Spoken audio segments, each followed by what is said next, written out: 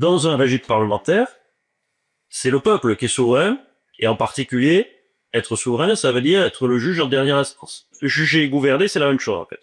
La loi, c'est la jurisprudence du Parlement. Ça se voit plus en système de common law, mais c'est chez nous aussi. Une loi, c'est en fait un jugement devant le Parlement sur telle matière et qui ensuite s'impose à tout le monde. C'est comme ça que ça fonctionne. Ça, c'est le fonctionnement normal du parlementarisme. Dans un système parlementaire, c'est le Parlement qui représente le peuple et qui est donc juge en dernier ressort sur ces questions-là. La jurisprudence du Parlement et la jurisprudence en dernier ressort, c'est la loi.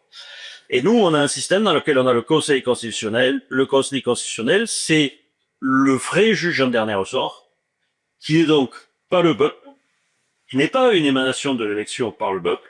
Et quand vous êtes dans un système dans lequel le juge en dernier ressort n'est pas le peuple, vous êtes en démocratie. Vous êtes dans quelque chose qui s'approchait de la monarchie, sous la monarchie de l'ancien régime. Le juge suprême, c'était le roi. D'ailleurs, c'est très connu dans toute la théorie politique de la monarchie depuis le Moyen-Âge. Le roi, c'est d'abord le juge suprême. C'est là-dessus que se construit ce pouvoir. Chez nous, c'est le Conseil constitutionnel. Donc, vous voyez, on est sorti, en fait, du régime parlementaire, et donc on a reformulé une espèce de nouvel ancien régime. Ça va tenir parce que, quand on voit, je prends un courant les trajectoires historiques normalement, ça nous amène assez inévitablement à une nouvelle révolution. C'est-à-dire un système dans lequel le pouvoir présidentiel sera brisé pour retourner au parlementarisme.